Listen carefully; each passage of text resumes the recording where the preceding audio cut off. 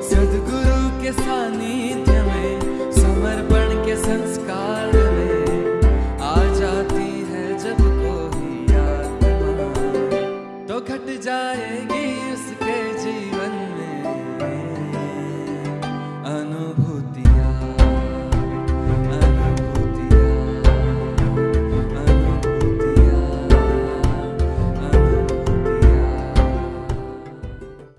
जय बाबा स्वामी। स्वामी जी को कोटि कोटि वंदन, गुरु माँ को कोटि कोटि वंदन। मैं राजश्री गांधी, यवतमाल, विदर्भ, महाराष्ट्र से। आज ये अनुभूति बताते हुए मैं अपने आप को एक्सप्रेस ही नहीं कर रही हूँ कि क्या बोलूँ और क्या नहीं। मुझे 3 साल हुए समर्पण ध्यान से जुड़ने। कैसी जुड़ी, क्या जुड़ी, इतनी बहुत बड़ी स्टोरी है। पर फिर भी सबसे पहले मेरी बहन ने बताया था, जो डॉक्टर है जोधपुर में, संजीवनी कट्टानी, उसने मुझे समर्पण के बारे में बताया था। तब थोड़ा थोड़ा उसने क्लिप भेजी थी स्वामी जी की, पर सुनती थी, पर इतना समझ में नहीं आता था क्या है क्या नहीं, क्योंकि वो मेरी स्थिति नहीं थी तब। फिर यहाँ जब 2018 में देखो गुरु कृपा कि मेरे घर के सामने ही शिविर हुआ। मेरी एक फ्रेंड है आशाताई कोपरकर, वो मुझे मंदिर में मिली कि भाभी आप जरूर आना, ये शिविर है और आपको तो इस बात में इंटरेस्ट है। ठीक है, मैं बोली पक्का आऊँगी। सामने सब लोग स्वामी जी का फोटो रखते थे, सतरंजी वगैरह सब बिछाते थे, ओपन में था वो। और फिर मैं पहले दिन तो थोड़ा जाऊँ कि नहीं जाऊँ, क्योंकि मेरे घर में पता नहीं पसंद है या नहीं है। फिर भी स्वामी जी को बोला, स्वामी जी मुझे ये करना है, क्या है समर्पण क्या नहीं मुझे कुछ भी नहीं मालूम, अगर आपकी इच्छा हो तो आप मुझे ज़रूर इस शिविर में शामिल करना। तो दूसरे दिन से मैंने मेरे हस्बैंड को बोला कि 6 से 8 ऐसा शिविर है, करो, तुम्हारी इच्छा है, तुम देखो तुमको क्या करना है। मैंने 8 दिन शिविर किया। अनुभूतियाँ क्या है वो मुझे तब बिल्कुल भी पता नहीं था। उसके बाद अनुष्ठान हुआ 45 दिन का, और ध्यान करते करते अपने आप में इतना बदलाव, इतनी स्थिरता जीवन में, इतनी स्थिरता कि जिसका मैं शब्दों में वर्णन नहीं कर सकती। कोई भी चीज़ को, हर चीज़ को बैलेंस करके चलना, कोई भी नकारात्मकता नहीं। पहले भी मुझे नकारात्मकता नहीं थी, और स्वामी जी के इससे तो मुझे बिल्कुल भी नकारात्मकता नहीं आई। समर्पण ध्यान ये जीवन का ऐसा अद्भुत खजाना है कि अगर इसको जितना भी लूटो और जितना भी अपने आप में समाओ उतना कम ही है। गुरुदेव आपको बहुत बहुत धन्यवाद करती हूँ। एक अनुभूति बताने जा रही हूँ। सब लोगों ने गुरु बनाया, मैंने कभी गुरु बनाया नहीं। मैं हनुमान जी को ही मेरा गुरु मानती थी, और हनुमान जी को हमेशा बोलती थी कि आप ही मेरे गुरु हो, आप ही मेरे सब कुछ हो। पर कभी आपको ऐसा लगे कि मुझे कोई जीवंत गुरु मिले, और क्या है गुरु, क्या होता है, तो आप मुझे ज़रूर कोई गुरु से मिलवाना। फिर मैं समर्पण में जुड़ गई।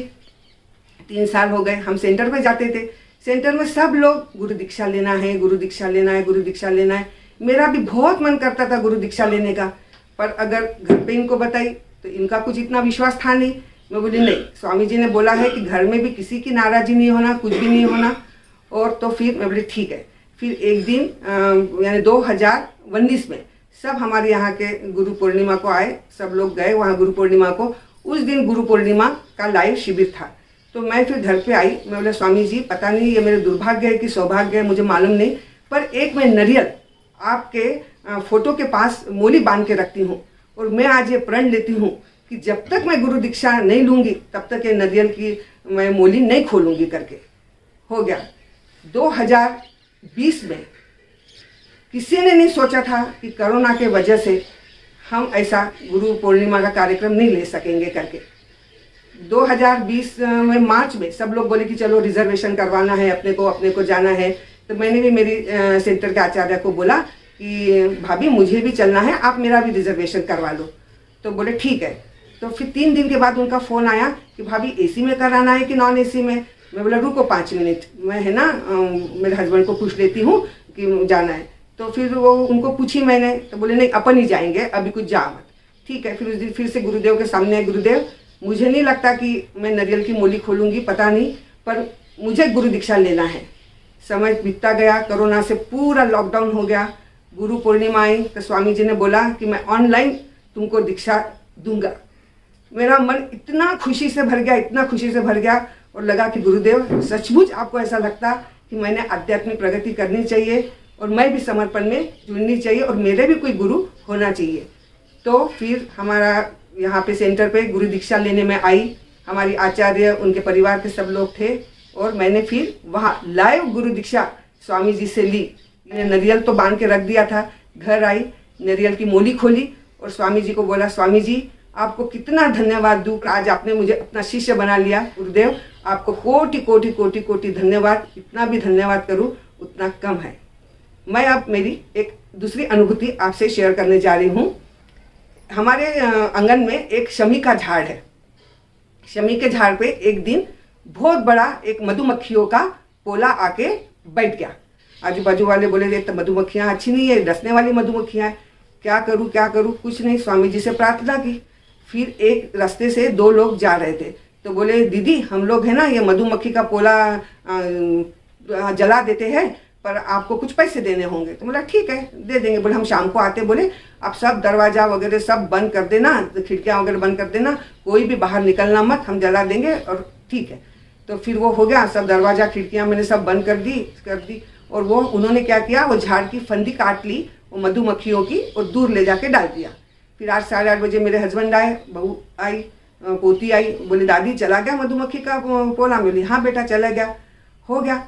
फिर दूसरे दिन सुबह फिर से मधुमक्खी का पोला वैसे का वैसा। मेरे हस्बैंड ने डांट लगाई, बोले तेरे को बुद्धू बना दिया उन लोगों ने, कुछ जलाया नहीं, कुछ नहीं। मैं बोली नहीं वो तो जल गया था, मैंने देखा था, डंडी नहीं थी वहाँ पे।